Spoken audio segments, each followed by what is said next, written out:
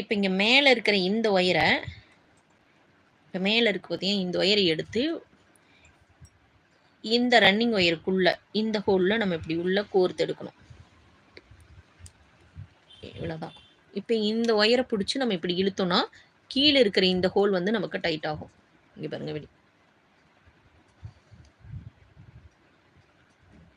இவ்வளோதான்.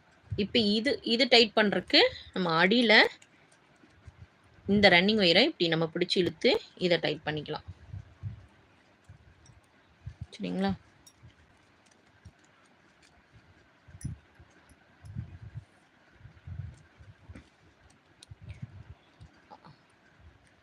இப்ப இந்த ரன்னிங் ஒயர ஒயிட் கலர் ரன்னிங் ஒயர இப்படி அடிப்பக்கமா எடுத்து இந்த 2 நாட்டுக்கும் நடுவுல வச்சு ரைட் சைடு இருக்கிற ஒயர்ல நம்ம இத ஜாயின் பண்ணணும்.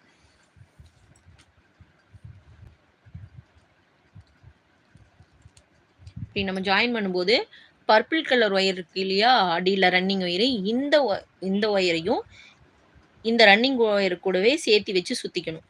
அப்பதான் அடுத்த லைனுக்கு இதுக்கு நமக்கு வந்து உள்ள ஜாயிண்ட் ஆயிக்கும்.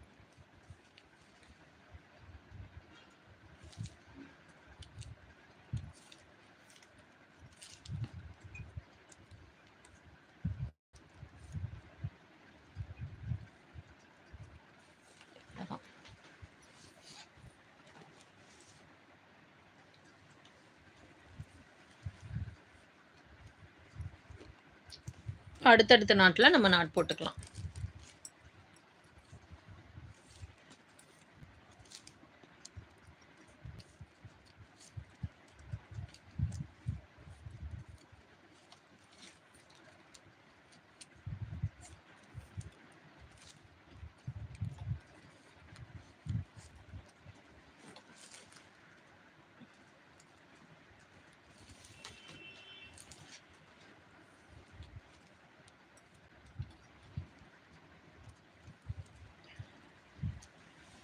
அடியில இருக்கிற பர்பிள் கலர் ரன்னிங் ஒயர ஒரு நாட்ல மட்டும் நம்ம ஜாயின் பண்ணி சுத்தி போடணுங்க.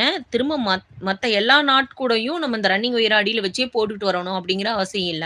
நம்ம ஒரு நாட்ல மட்டும் அந்த ரன்னிங் ஒயர வந்து நம்ம ஜாயின் பண்ணிக்கணும். திரும்ப மறுபடியும் இத வந்து அப்படியே உள்பக்கமா விட்டுருங்க. அடுத்த லைன் எடுக்கும்போது நம்ம உள்ள இருந்து ஒயிட் கலர உள்ள விட்டுட்டு பர்பிள் கலர் ஒயர நம்ம எடுத்துக்கலாம். நான் அப்படிதான் போட்டிருக்கேன். பிறகு ஒரே ஒரு ரன்னிங் ஒயர் மட்டும் தான். ஒரு டைம் மட்டும் தான் அந்த பர்பிள் கலர் ஒயர வந்து உள்ள வச்சு ஒயிட் கலர் ரன்னிங் ஒயர மேல வச்சு நம்ம சுத்தி வந்து கொண்டு வந்தேன். இப்ப வந்து நான் அத எடுக்கல உங்களுக்கு. இந்த ஒயிட் கலர் ரன்னிங் ஒயர் மட்டும் தான் வச்சு நான் போட்டுட்டு இருக்கேன்.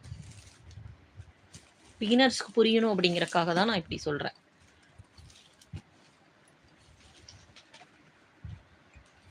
இல்ல இது உங்களுக்கு ரொம்ப சிரமமா இருக்கு அப்படின்னா, நீங்க அத கட் பண்ணிட்டு உள்பக்கமா சொருகி விட்டுக்குங்க. அடுத்த லைன் போடும்போது நம்ம அத ஜாயின் பண்ணி கூட நம்ம போட்டுக்கலாம்.